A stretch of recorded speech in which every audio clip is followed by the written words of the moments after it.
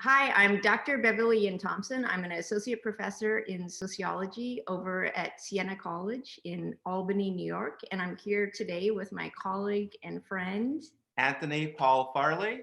I'm the James Campbell Matthews Distinguished Professor of Jurisprudence at Albany Law School.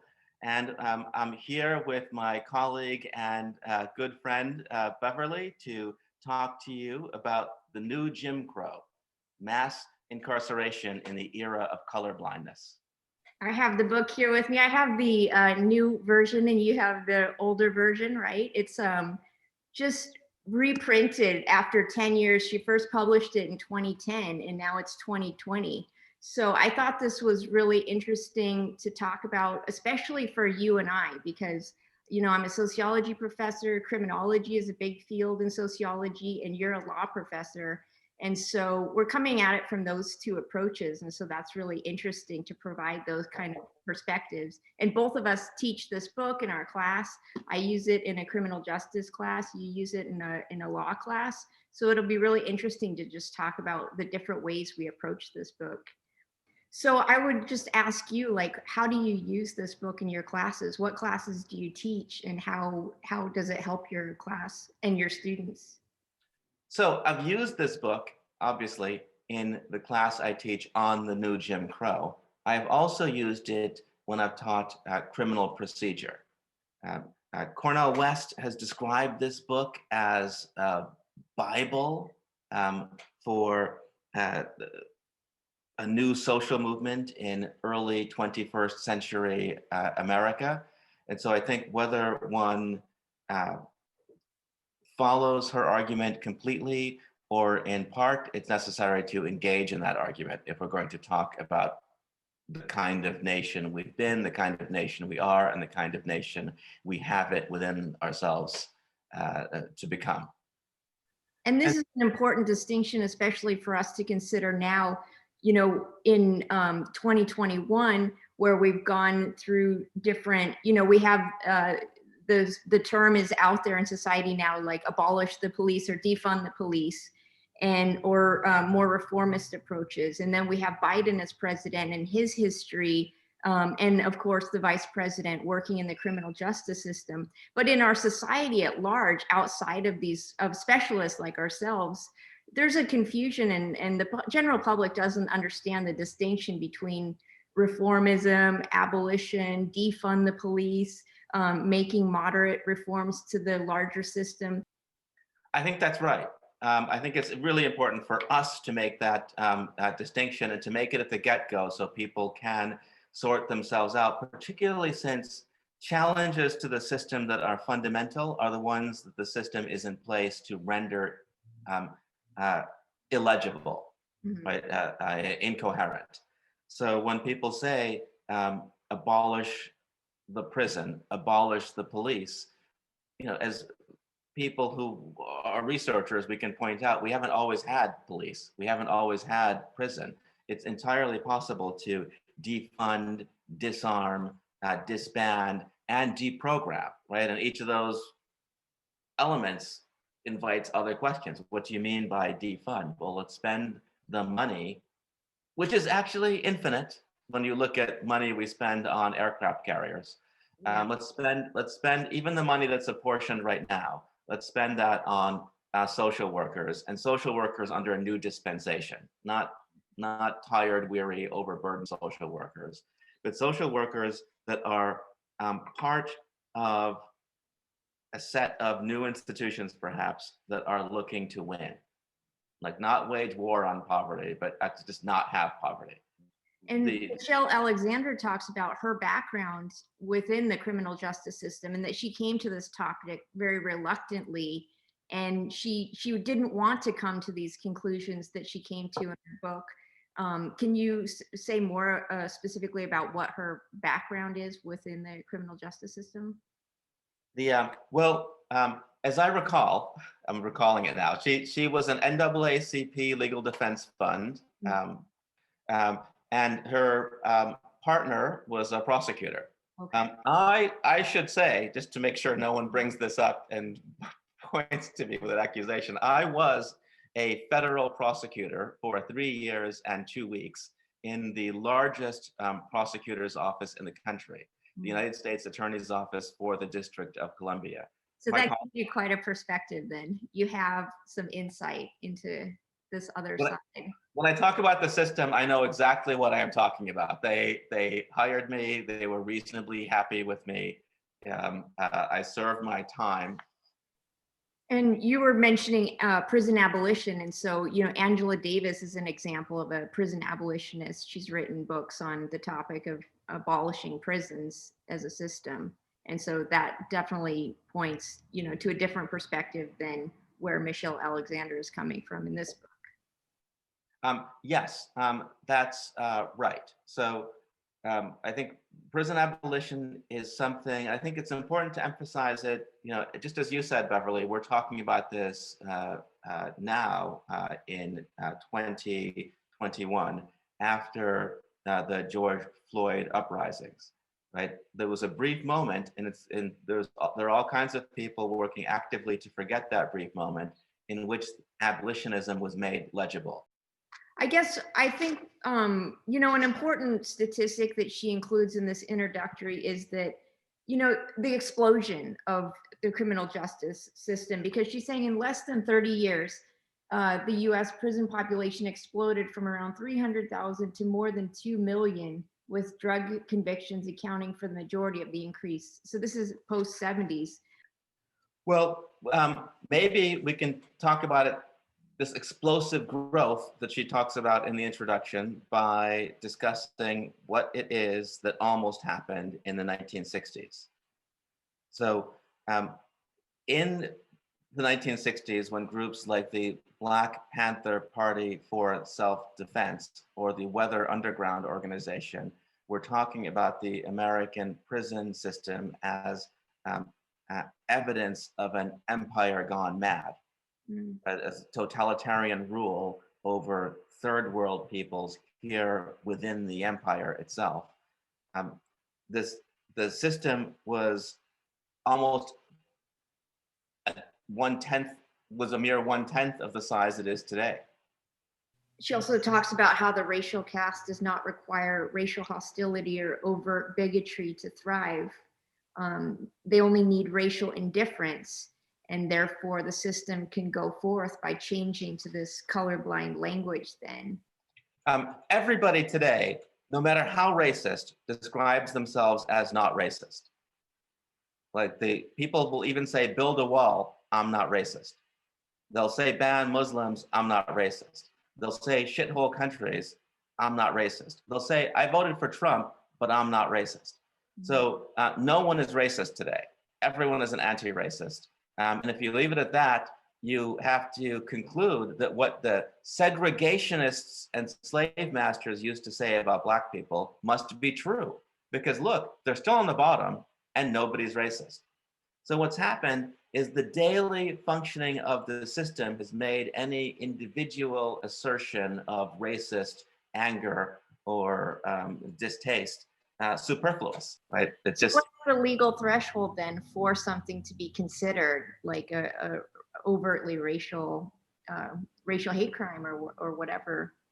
Well, almost nothing is, right? Because it's David Allen Freeman wrote an article called "The Legitimation of Discrimination Through Anti-Discrimination Legislation."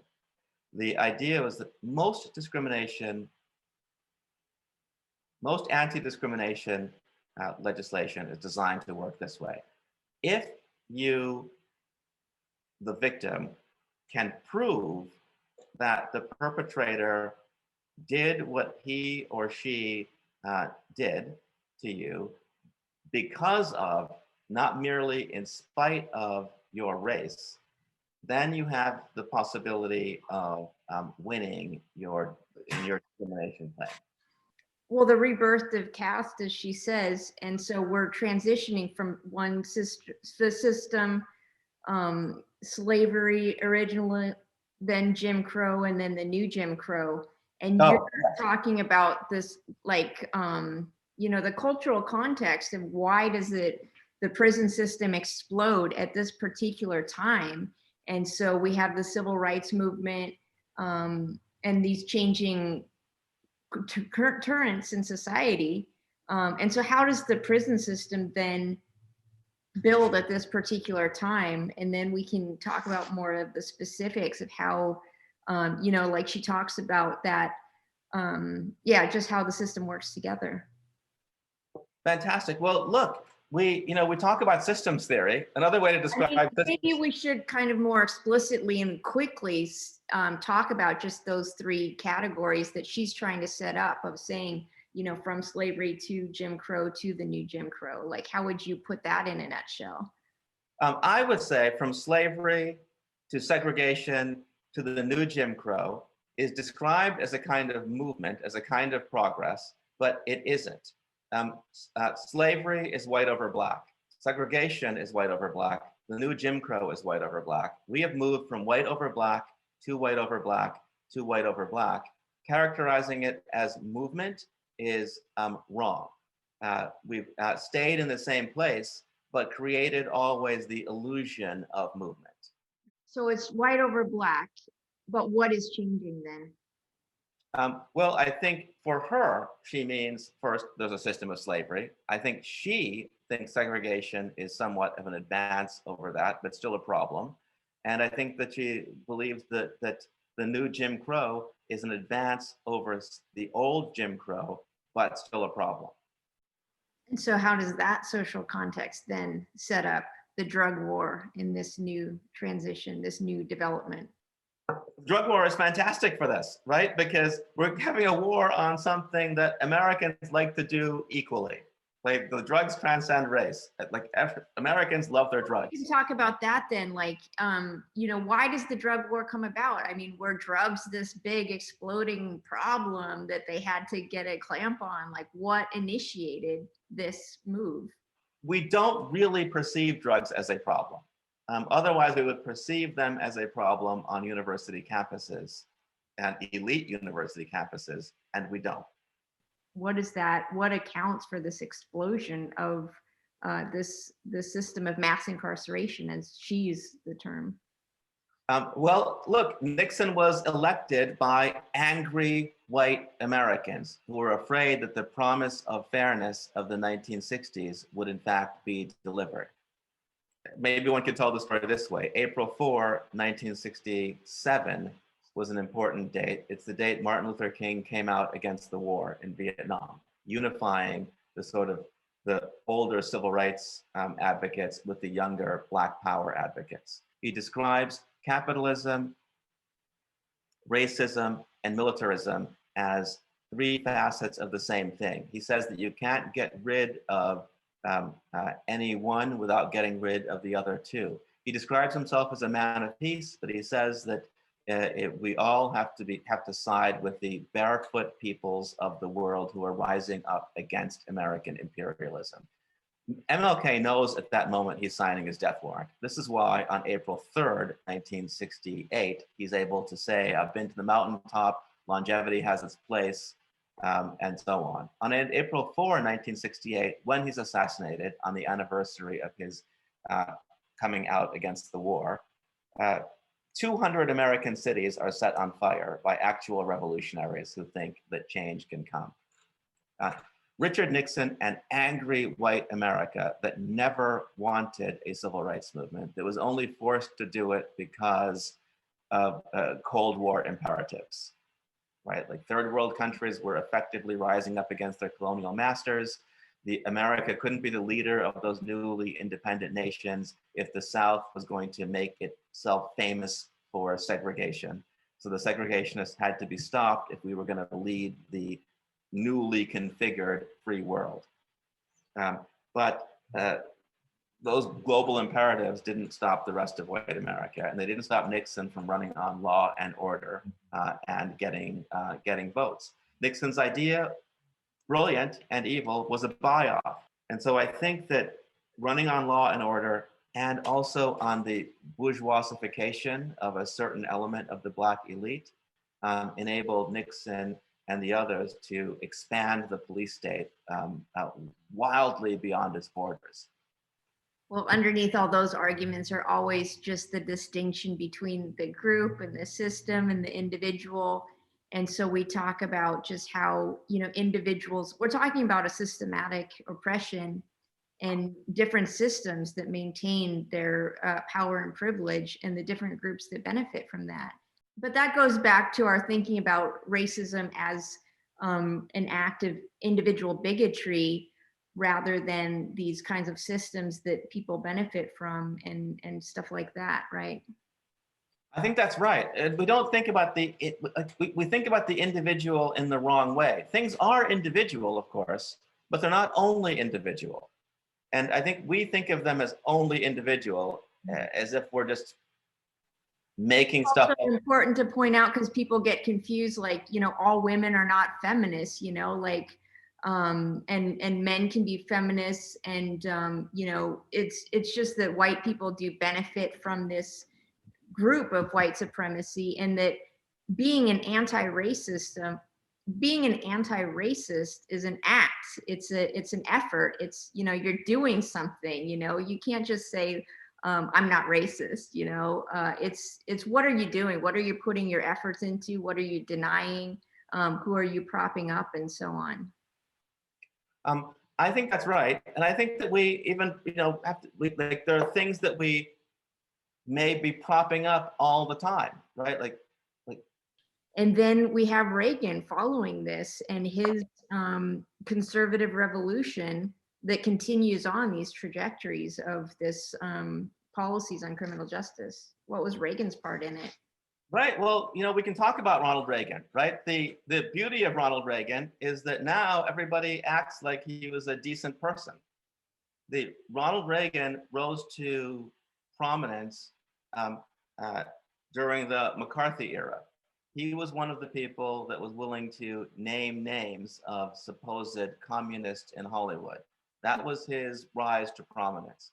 And appearing in movies that were wildly racist, like Santa Fe Trail, in which you can see the dominant view of anti-slavery. As you head for the Santa Fe Trail, where nothing grows but trouble. Across the years they roll, the fighting heroes who made America great, the men who'll make America thrill. Errol Flynn as Captain Jeb Stuart, Raymond Massey as the infamous John Brown, Ronald Reagan, the Gipper of Notre Dame, as gallant George Custer. In Santa Fe Trail, there's a moment at the beginning where Ronald Reagan and his friend kill some of John Brown's bunch because they're helping some slaves to escape. And they show us the slaves, and the slaves are small and cringing and confused. And you, the viewer, are supposed to be clear on the fact that those slaves don't want freedom. They're just being abused by John Brown and his bunch. And it's good that Ronald Reagan and his friend killed them. I, John Brown, am now quite certain that the crimes of this guilty land can never be purged away but with blood. I let them hang.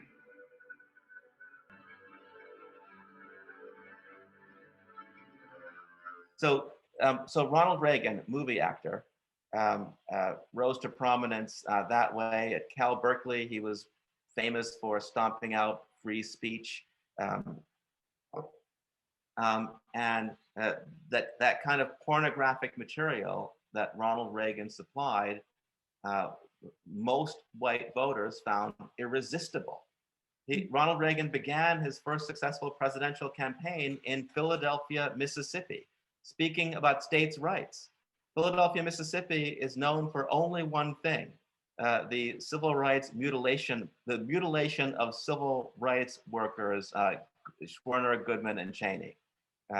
So when Ronald Reagan started there saying it was morning in America, morning, morning in America, everyone knew at some level what he was talking about, returning us to the terror of lynching that kept Black people from being able to participate in politics for the century that followed the abolition of slavery. Well, Michelle Alexander talks about how Reagan officially announced his administration's war on drugs in 1982. But of course, a huge really important part that we can't ignore is just, you know, the budget for funding this war on drugs. And she says between 1980 to 1984, the FBI anti-drug funding increased from 8 million to 95 million. And so just pouring huge amounts of these budgets during that same time, she says the DEA anti-drug spending grew from 86 to 1,026 million, and FBI anti-drug allocation grew from 38 to 181 million. So just this huge introduction of money into these systems that are kicking off the drug war and creating the infrastructure that can begin to warehouse all of these people. And then she talks about, you know, crack hitting the streets in 1985 and the state response to that. I mean, I think if we translate those dollar amounts into present day dollars, we see just how willing these drug warriors were to reenact Jim Crow through the criminal justice system. So it's important to remember that none of the drug warriors will say that the methods that they were choosing were going to reduce drug use at all. Well, besides the huge financial increases into the system, she's also talking about the changes in laws where previously these, you know, drug possession crimes had small sentences, and now these sentences increased dramatically. Like, what happened there? When Americans are asked to imagine punishment, if the figure of the African American is presented to them, that's the figure they're used to thinking of as, well, that body is for punishment. Mm-hmm. Even if you yourself wouldn't punish that body, you're still used to seeing that body being punished. You've gotten used to it. You're not trained to react with the same kind of horror. We can see this illuminated when the wrong person gets swept up by these laws. You know, cases of, you know, you mentioned the college students, you know, in their dorm rooms or in their fraternity houses.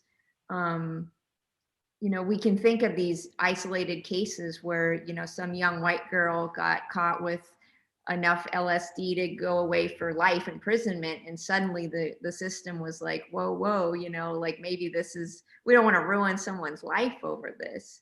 So indeed, you know, certain lives should not be ruined over minor drug possession, but then other lives should be completely obliterated by the same laws. That's right. And this all goes quite literally without saying, right? Like, you know, critical theory forces people. It must go without saying. Once you say it, that's the, you know, that destroys the power, because the power is that all this is happening without pointing out to this obvious outcome. Yes, once you say it, then the outcome, then it, the power and its mechanisms are exposed, right? Foucault, you know, we teach our students, knows that Foucault says that the power succeeds to the extent it hides its mechanisms. Right. I think of power in a Foucauldian power.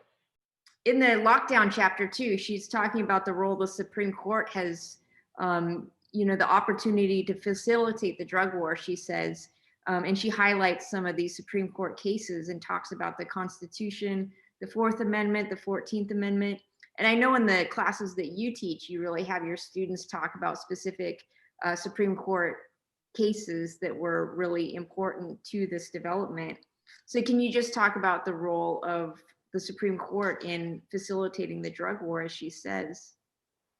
If you want to stop someone before Terry versus Ohio, before 1968, before the assassination of Martin Luther King, you're supposed to show that you had probable cause to stop them. The Supreme Court tells us, oh, officers are in danger, right? The thin blue line is threatened in Terry versus Ohio. And so officers need more power to suddenly, in 1968, to stop people on the street. So instead of a probable cause, officers only need to show after Terry reasonable suspicion. And a reasonable suspicion is described by the court as an articulable suspicion. So if you can use your words the way we tell 3-year-olds to use their words, that's enough to stop people after Terry versus Ohio. We know from the film, wildly popular, Breakfast at Tiffany's, that the Supreme Court justices aren't writing for a country whose police officers are ever going to stop the character Holly Golightly just because she's staring in the window of the jewelry store Tiffanys every morning for no good reason. Or just because Holly Golightly, as we learn in Breakfast at Tiffany's, is in fact a thief. And so transitioning to Florida. Oh, sure. Florida versus Bostick is also an interesting one, right? That, look, people are trying to travel. You're trying to travel. You're traveling by bus. The officers are working the bus. We're looking for people who might be carrying drugs. Bostick has his ID and his ticket, right? Terrence Bostick. The officers asked him to search his bag. He complied, even though he knew, uh-oh, Bostick, your bag has a pound of cocaine in it. Why did you comply? These officers had no basis for suspecting you were up to any kind of criminal activity. Legal rights trainings always tell you never consent to a search. And so isn't that the advice that is given to people to protect their rights, is to not consent to a search? You're told never consent to a search. And you should never, ever consent to a search. However innocent you are, you should never consent to a police search. You should refuse it politely, not quietly. You should make sure passerbys have heard. And then you have to hope the police don't lie about you having given consent, because that's also quite possible. One of the important things she talks about in the lockdown chapter here under the bad deal is that almost no one ever goes to trial, and the use of, the plea bargains. And so, that's a really important way, because as we also learn in our Know Your Rights trainings, they tell folks that you should always demand a jury trial, and that all trials are plead out. And so if everyone demanded a jury trial, which is your right, the system would just collapse. There's just not an infrastructure to give people jury trials. And in fact, very few people even get jury trials. And that the pressure to plead to crimes has increased exponentially. And so just the way that the plea bargain is used in this system of law, I don't think folks really, outside of law understand this setup. By some estimates, some 95% of cases, sometimes higher, end in plea bargains. This is the way the plea bargain works. The government threatens you with an unacceptable sentence. And so there's some kind of Nelson Mandela-like incarceration waiting for you, or there's not, right? You're facing some unacceptably long sentence, or not. You may be completely innocent. You may want to prove your innocence. You may not be a gambler when the gamble is your entire life. Guess what? If a plea bargain gets you out in a few months, you're taking that bargain. Look, the worst thing, maybe the case that should stand out the most in everyone's mind is a case called Ren, W-H-R-E-N versus United States. Takes a classic pretext stop, right? The traffic stop. You're driving while black. Nothing says American freedom more than driving down the road, right? There was even a TV show once called Route 66, and the whole thing was two white guys driving down the road, Route 66, because this is America, and we have adventures everywhere. So Ren and Brown, both black, are stopped by a plainclothes officer in DC back in 1993. Why are they stopped? They're stopped, the officers say, because they paused too long at a traffic light and took off at an unreasonable rate of speed. An unreasonable rate of speed means not speeding. So there's no probable cause or reasonable suspicion for their crime. Not really. They were in a Pathfinder. Is that significant? I don't know. The Supreme Court actually explains to us that they actually describe two youthful occupants of the dark pathfinder. I'm not sure why the court is telling us the pathfinder is dark in a Supreme Court opinion, or how that's relevant. Perhaps because that the word dark was in their mind because the two occupants are in fact dark, and that's why they're stopped. And that's what they argue. Look, this was a pretextual stop. This officer didn't have a reason to stop us that he could articulate. He stopped us because he just looked over and saw black people in a car and decided that that was enough to stop us. The court said it doesn't matter if there was a pretext. As long as they could have stopped them for the reason asserted, that's fine. Oh, so she talks about prosecutor discretion. And so, of course, you know about that. So prosecutors have a lot of power to just dismiss cases. So what is their role in this system? Their role in the system is, in fact, entirely corrupt.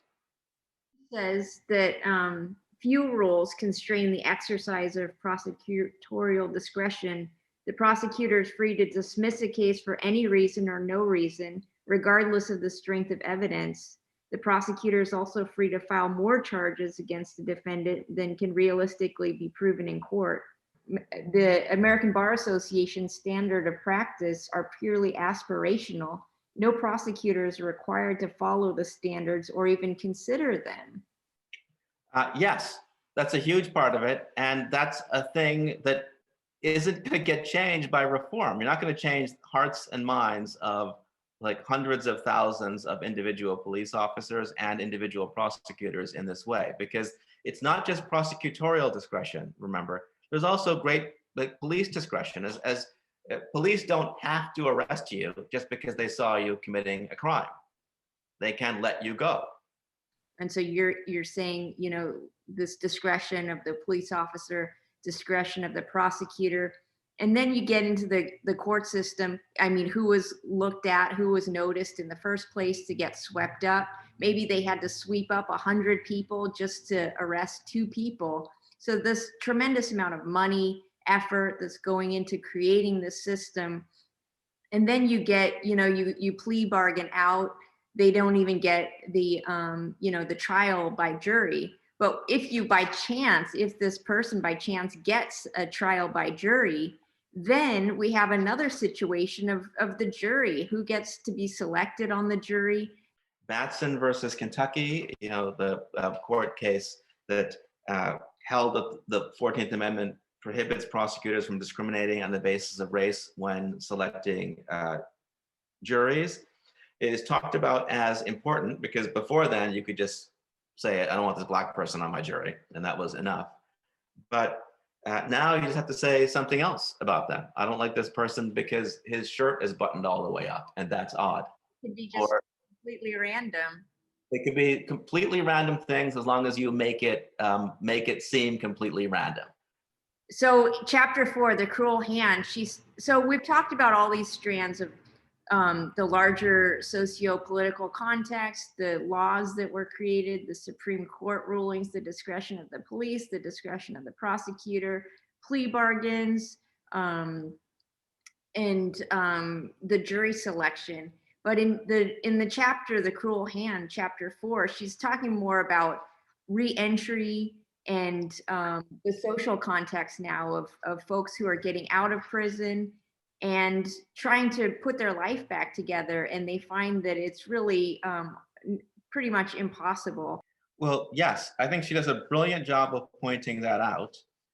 So now you get people that maybe you feel deserve to be excluded. Look, they're just doing crimes. Now, we don't look at the way we've had a hand in it.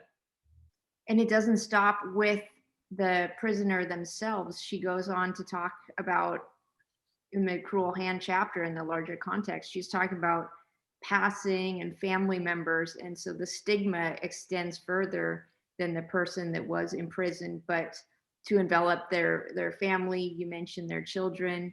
And so what is the future for children of folks who've been incarcerated? Well, this is where I think her book is at its most revolutionary, right? She's pointed out the structure, but lots of us have seen the structure and pointed it out since forever. right? The whole thing works because once they label somebody criminal, we don't care about them. And she gets into that in the final chapter. In the New Jim Crow chapter, of course, she's putting all these pieces together, but as we have done. But in the final chapter, The Fire this time, she talks about, throughout history, just this use of, let's see, what does she call it? Black exceptionalism, respectability politics. Right, and it's astonishing that people will use this to divide the group. It's one thing for your parents to say, like, be like this person. It's my parents had a model for us. Arthur Wint, later Sir Arthur Wint, MD. He was Jamaican. He was a fighter pilot for the RAF. He won a bunch of medals at the Olympics in 1948 and 1952. And that, my parents explained, was it's just what people from Jamaica, where we're from, do. That's just what you do. And it's important not just to create room for the extraordinary, right? That's what hyper racism does. Going back to Nixon is the real reason why they opened up any of these doors to us, that they wanted us there to prove that somehow a few people could get in. I remember an incredibly poignant moment. I'm ashamed to even recount it. After a case I prosecuted successfully, sad to say, the mother of the defendant approached me because I had a nice suit on, right? Approached me and said that she wished her son had turned out like me. And she was all sad and wanted to be comforted by me, the person who had prosecuted her son. The respectability politics infects everything and makes everybody bad, and in fact blinds them often from seeing the trick that has been played on them, that who knows what her son would have made of himself had he had all of the benefits that people who make something more of themselves typically have. So she's concluding in the end of the book that the exceptional member of the racial group is a very important justification for the entire system. And so that is definitely a strong part of this. And so just overall then, and especially considering that this book was published in 2010, it's now been updated for the 10th anniversary edition. And we've entered in, this book was written before the Obama presidency. And so it's really written in a different context. And we have seen some changes that she didn't anticipate, such as, the recreational use of marijuana legalization. And so there are moves now to get people out of prisons. Now it's costing us too much as a society.